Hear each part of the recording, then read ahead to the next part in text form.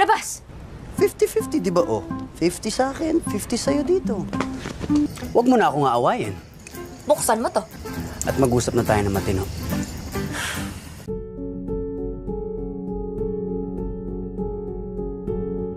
Di awal cerita, diperlihatkan seorang pria bernama Primo yang sedang pulang ke rumahnya. Sepertinya rumah itu memiliki banyak kenangan. Dia mengenang semasa tinggal di rumah itu. Di sisi lain, wanita yang bernama George bangun dari tidurnya. Dia bersiap-siap mandi untuk berangkat bekerja. Bangun, George. Tapi dia kaget ternyata Primo ada di rumahnya. Primo ini adalah mantan pacarnya yang ninggalin dia selama 2 tahun. You're here? George sangat jengkel karena Primo datang seolah tak punya salah apapun. Dia pun mengusirnya, tapi Primo bilang kalau dia punya hak atas rumah ini. Pertengkaran hebat mereka saat ini ternyata memiliki cerita yang rumit di masa lalunya. Kala itu, mereka berdua saling mengenal saat acara debat ilmu sosial di sekolahnya. Tapi perdebatan mereka berakhir saling jatuh cinta. Di sepanjang harinya, Primo selalu godain George tidak ada henti. Bahkan Primo diterima sangat baik oleh keluarga George, dan sang nenek pun sangat menyayanginya. George tinggal bersama neneknya di kota, sementara ibu dan adiknya tinggal di kampung. Orang tua George sudah lama berpisah, sedangkan Primo tinggal sendiri di Filipina karena keluarganya berada di Italia. Kaka na. Medyo late ka. Selain tampan, Primo juga pandai mengambil hati keluarga George, yang membuat George semakin jatuh cinta padanya. Patay na. Sorry, tita. Sebenarnya Primo ini pria pengangguran yang berambisi, ingin menjadi musisi terkenal dan tampil di kafe-kafe kecil. Walaupun suara Primo ini terdengar mirip traktor mogok, tapi cinta menutup segalanya. George selalu mendukung karir Primo dan meyakinkannya bahwa dia akan sukses mencapai cita-citanya. I'll be there till the stars don't shine and the heavens burn and the words don't rhyme. I know when I die, you'll be on my mind. I will love. Seiring berjalannya waktu, George kini lulus sekolah dan berencana untuk melanjutkan kuliah kedokteran. Sementara nenek George sangat menyayangi mereka berdua dan berjanji akan mewariskan rumah itu kepada mereka berdua, asalkan Primo bisa menjaga dan menyayangi George sepenuh hatinya. Holiday. Okay. Okay, go.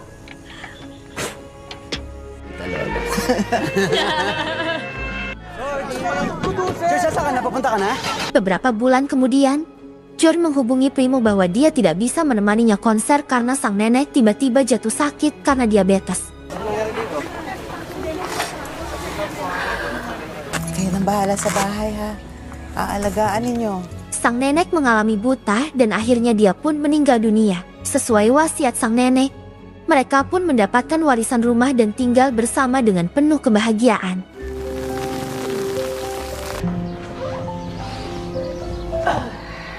Tapi, yang namanya kehidupan pasti ada cobaan. Saat itu, grup band Primo bubar karena teman-temannya muak dengan Primo, yang selama 7 tahun suara nyanyian Primo tak berubah.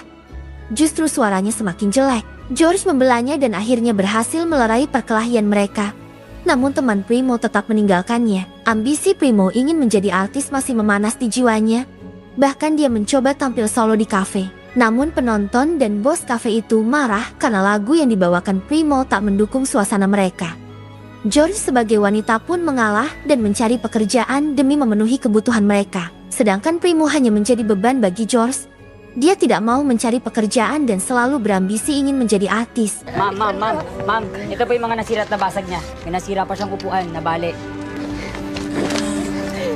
Bahkan, dia rela tidak berangkat ujian kuliahnya, hanya mengurus Primo yang mabuk-mabukan.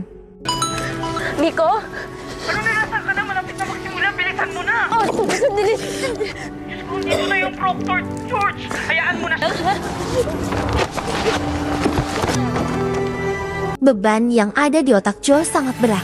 Seolah Primo tidak peduli dengan apa yang sudah George usahakan. Dia kuliah, bekerja mencari kebutuhan, mengurus Primo yang selalu mengotori rumah, dan mengurus rumah setiap hari. Hingga suatu saat, kemarahan George pun memuncak. Di saat ulang tahun George, dia malah mendapatkan beban yang semakin hari tak bisa ia bendung. Listrik rumah mati karena tidak dibayar. Saluran air pun tidak menyala, bahkan rumah yang berantakan. Primo memberikan hadiah ulang tahun kepada George. yaitu kaset yang gak berguna baginya. Wanita yang cantik ini merasa tertekan hingga akhirnya mengungkapkan semuanya. George berkata bahwa dia sudah berusaha mati-matian untuk memenuhi kebutuhan, tapi Primo malah membeli kaset enggak berguna yang seharusnya bisa untuk membayar listrik. Primo selama ini tak mau berusaha dan hanya menyodor lubang charger George setiap minggu, dan itu enggak guna sama sekali bagi George. Dia mempercayai Primo adalah kesalahan yang besar. Jadi jika dia ingin pergi, ya pergi saja. Will your life be better without me? Tapi saat Primo tiba-tiba menghilang, George mencarinya di tengah hujan, menandakan dia sebenarnya tak ingin Primo pergi. Sebenarnya wanita itu hanya ingin pasangannya berubah agar bisa saling melengkapi, bukan malah kabur seenak jidatnya. Kembali ke masa sekarang, George masih kuliah dan bekerja di kantor. Bersama temannya dia menceritakan bahwa ada rayap yang mengganggu di rumahnya. Ibunya pun mengatakan bahwa George jangan sampai balikan lagi sama Primo, seorang pria rayap yang hanya akan memakan tubuh George secara perlahan. Ibunya meminta agar George menjual saja rumah warisan itu, karena keluarga membutuhkan uang untuk pengobatan adiknya yang mengalami gangguan mata. Di sisi lain, Primo menemui teman bandnya karena sudah 2 tahun lamanya tak bertemu. Mereka pun mengerti dan tetap menjadi teman yang baik. Tapi sekarang, Primo sudah lebih dewasa dan penyabar. Bahkan dia bersedia bekerja sebagai sales yang ditawarkan oleh temannya. Melihat itu, teman-temannya pun heran setengah mati kalau Primo sekarang berbeda. Primo menjelaskan bahwa saat ia pulang ke Italia, dia mendapatkan banyak pelajaran yang membawa perubahan padanya. Yan ba naidulot ng Italia sa'yo? Yes. Malam harinya, George pulang ke rumah dan tidak bisa membuka pintu dengan kuncinya. Ternyata Primo telah mengganti kunci itu dengan yang baru. Huwag mo na akong aawayin. Buksan mo to. At mag-usap na tayo ng matino. Tapi saat George masuk ke dalam, dia sangat terkesan bahwa rumahnya sudah rapi dan bersih. Tapi George yakin, semua yang dilakukan Primo pasti ada maunya. Sambil mendengar ocehan Primo, George mengatakan bahwa apa yang dilakukan Primo sekarang gak ngaruh buat dirinya. George bertanya sebenarnya apa yang membuat Primo kembali. Primo menjelaskan bahwa dia kembali hanya ingin hidup bersama George lagi dan memperbaiki kesalahan masa lalunya. Tentu saja George menolaknya dan juga akan menjual rumah ini. Mendengar itu, Primo melarang George menjual rumah karena nama mereka berdua tercatat sebagai pemilik waris rumah ini. Jadi Primo berhak melarangnya. George menjawab, kalau gitu hasil penjualan rumah akan dibagi menjadi 2. Tapi Primo bilang dia tidak butuh uang. Dia hanya ingin hidup kembali bersama George. Tentu saja George masih menolaknya dan pergi masuk kamar. Pero bebenta ko pa rin tong bahay. George, Esok paginya, Primo terbangun dan melihat George membuat garis pembatas di sana. George bilang karena rumah ini atas nama mereka berdua, jadi sekarang dia membaginya dengan memberi batasan. Melihat George yang seenaknya sendiri, Primo pun masuk ke kamar dan membagi tempat tidur George menjadi 2 bersamanya. Labas! 50-50 di ba oh? 50 sa akin, 50 sa'yo dito. Batas yang sudah dibuat George tidak boleh ada yang melewati batasan itu. Tapi ketika tali pembatas itu lepas, Primo salfok dengan pemandangan surga di depannya. George menyadari itu, jadi dia menggunakan kesempatan ini untuk membuat peraturan tentang batasan yang dibuatnya. Dan Primo yang lagi salfok itu menjawab oke-oke aja. Karena kamar mandi hanya ada 1, George adalah orang pertama yang berkuasa atas kamar mandinya itu. Sehingga Primo memutuskan mandi di taman. Primo menyadari kalau George sedang memperhatikannya, jadi dia sengaja mandi dengan gaya yang menggoda. George terpesona dan teringat masa-masa di mana mereka saling solder satu sama lain. Tapi George berusaha untuk menyembunyikan kenyiluannya itu. Singkat cerita, George membawa calon pembeli rumah itu, tapi Primo berusaha untuk menggagalkan Pak Tua itu untuk membayar rumahnya. Bahkan George sempat baper ketika Pak Tua mengira mereka sudah menikah dan menyuruh untuk diskusi sebelum menjualnya. Pero pag napili niyo ang bahay, Ay, nako! Pwede ba? Mag-usap muna kayo mag-asawa bago niyo benta yung bahay na to! hindi ho kami mag-asawa. Ay, whatever! George semakin kesal dan merasa jiwa miskinnya bergetar. Dia makan seadanya demi menyambung nyawa. Tapi Primo mendekatinya dan memberinya telur hangat untuknya. Ternyata Primo hanya meminta izin untuk mengundang teman-temannya datang ke rumah.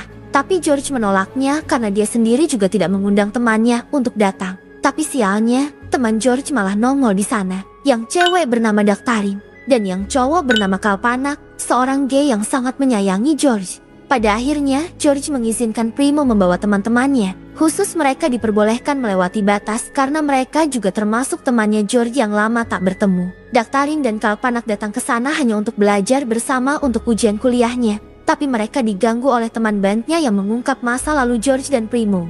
Kemudian Kalpanak memperingatkan Jory bahwa jika Primo tinggal bersamanya, itu akan membahayakan. Karena cinta mereka bisa saja tumbuh kembali dan hama rayap bisa merayapi lubang charger George lagi.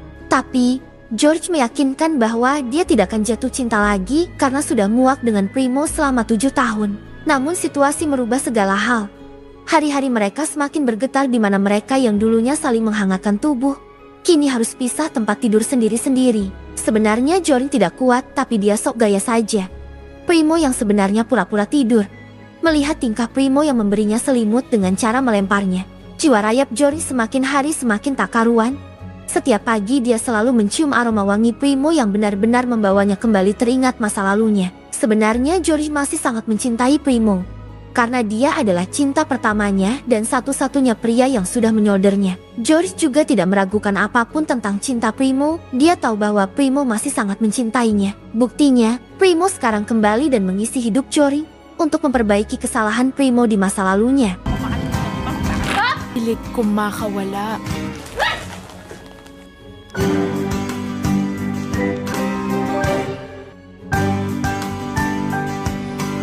Tok na ako? Antok ka na? Good night. Suatu hari, Primo ingin bicara serius dengan George. Dengan mata George yang cantik, Primo dengan sangat tulus ingin mengungkapkan sesuatu. Momen romantis ini yang diharapkan George selama ini. Para sa atin din dalawa to. Baka gusto mong bumili, George. Ternyata Primo cuma mau menawarkan produk kecantikan yang dia jual bersama temannya. Tentunya George sangat menghargai usaha Primo dan membelinya. Tapi George membagi uang itu untuk membayar sebagai ganti uang listrik dan air selama ia tinggal. Di sini George mulai merasa ada perubahan pada diri Primo. Dia sekarang lebih dewasa dan bertanggung jawab dengan apa yang sudah dia lakukan selama ini. Di dalam jiwa Jory, hanya ada Primo yang semakin hari semakin membuatnya cinta. Melebihi cintanya ke Primo di masa lalunya. Sampai-sampai Kalpanak memarahinya untuk tidak terkena rayuan raya pagi. Dan George merasa bimbang antara harus kembali bersama Primo atau harus mengakhirinya. Tapi berbeda dengan Daktarin, dia selalu mendukung George selama itu membuatnya bahagia. Jangan takut dengan kehidupan yang pedih, karena cobaan itu datang dari kesalahan diri kita, bukan orang lain.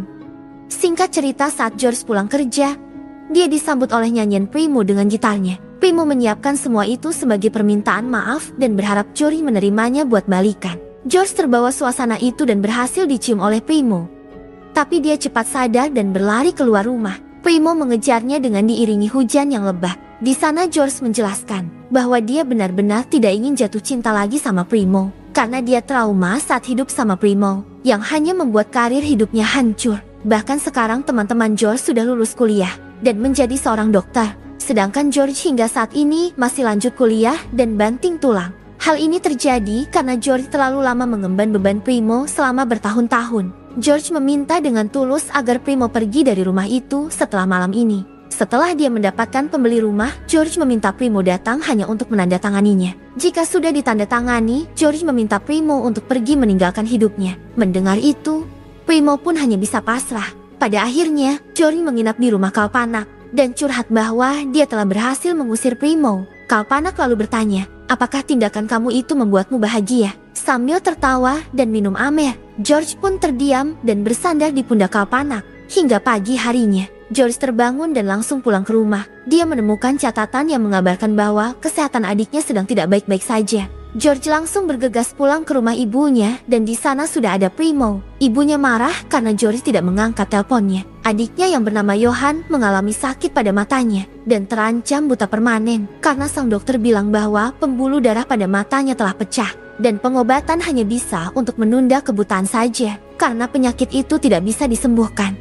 George akhirnya membawa ibu dan adiknya ke rumah karena jangkauan rumah sakit akan lebih dekat dibanding rumah ibunya. Kemudian Primo bicara dengannya bahwa ia setuju untuk menjual rumah ini demi Johan, adik tercinta. Primo meminta izin untuk tinggal sampai rumahnya terjual. Dia tidak membutuhkan uangnya. Dia hanya ingin berbuat baik dan membantu semua apa yang menimpa keluarga mereka. Primo pun berjanji dan yakin bahwa dia akan meninggalkan kehidupan George setelah semua selesai. Mendengar itu, Jory pun merasa ketakutan. Kemudian mereka mendengar perdebatan Johan dengan ibunya, yang mana Johan sangat ingin bertemu dengan ayahnya sebelum dia buta permanen. Tapi sang ibu bilang bahwa ayahnya sudah meninggal dunia. Namun Johan menyangkalnya bahwa kata George ayah belum meninggal. Bahkan George pernah berjanji akan membawa Johan ke Amsterdam untuk bertemu dengan ayahnya. Primo yang melihat itu merasa sangat sedih dan kasihan. Hingga pada akhirnya mereka mengalah dan berjanji akan membawa Johan menemui ayahnya di Amsterdam setelah rumahnya terjual.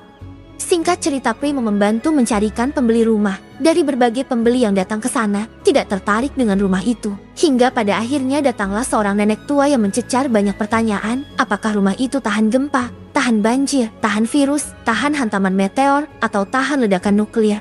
Mendengar cerewetnya nenek itu, Primo pun menjawab bahwa rumah ini tidak memiliki apa-apa. Rumah ini hanya memiliki sejarah yang tak akan terlupakan. Mendengar itu, nenek tua langsung tertarik dan akan membayar rumahnya secara tunai di hari itu juga. Keesokan harinya, mereka bersiap untuk mengosongkan rumah. Tapi George melihat sekeliling bahwa dia tidak melihat koleksi kaset milik Primo. Yang ternyata, Primo telah menjual semua kaset itu untuk membeli tiket pesawat agar bisa mengantar Johan ke Amsterdam. Mendengar itu, George spontan memeluk Primo dan berterima kasih atas kebaikannya. Tapi sang ibu bilang bahwa dia tetap tinggal di rumah saja dan menyuruh mereka berangkat bertiga agar lebih hemat dan sisa uangnya bisa buat makan agar tidak kelaparan. Singkat cerita, mereka tiba di Amsterdam dan bertemu dengan teman Primo yang akan membantu mencari keberadaan ayah Johan. Tapi sayangnya ayah mereka sudah lama pindah dari alamat yang dia tuju dan pemilik rumah sekarang tidak tahu kemana pindahnya ayah Johan. Mereka terus berusaha dan bertanya kepada orang sekitar, namun semua hasilnya nihil. Pada akhirnya, teman Primo menghubunginya bahwa dia telah menemukan alamat ayahnya yang sekarang memiliki istri dan anak. Johan pun tak sabar ingin ke sana, tapi teman Primo bilang bahwa mereka akan berkunjung besok dan lebih baik isi hari ini dengan menikmati Amsterdam dan makan makanan yang enak.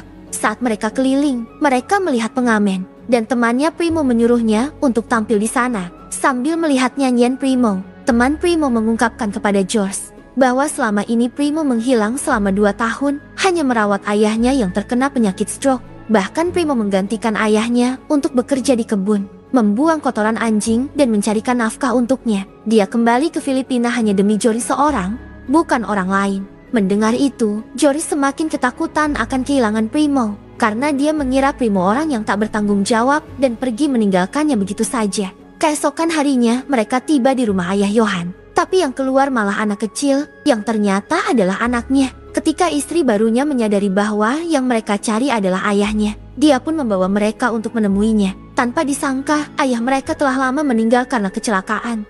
George yang dulunya mengira ayahnya tak akan pernah kembali, ternyata semua itu salah. Sang adik bilang bahwa ayah mereka selalu bercerita tentang mereka berdua setiap hari dan akan membawanya ke Filipina untuk menemui mereka berdua. Tapi sayangnya, setelah uang terkumpul, ayah mereka kecelakaan. Setelah dari makam, Johan tidak sedih lagi. Walaupun tidak melihat ayahnya, setidaknya dia sudah tahu di mana ayahnya sekarang. Setelah itu, Johan pura-pura ingin melihat taman bunga tulip yang ada di sana, padahal dia hanya ingin memberi George dan Primo waktu untuk berduaan.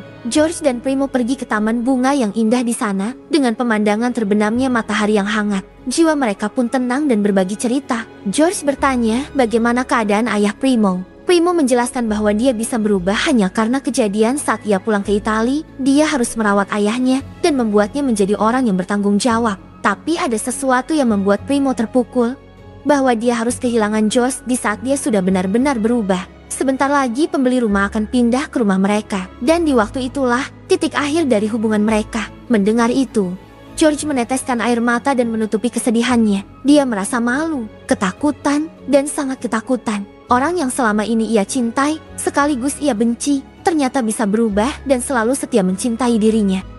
Singkat cerita, mereka kembali ke Filipina. Mereka menjual barang mereka satu persatu. Saat orang-orang membantunya untuk mengeluarkan kulkas, George menemukan hadiah kaset yang diberikan Primo saat ulang tahunnya. Tapi dia membuangnya dan belum sempat membukanya. George membuka hadiah kaset itu yang ternyata berisi surat. Primo mengatakan bahwa dia meminta maaf sudah membuat George terbebani.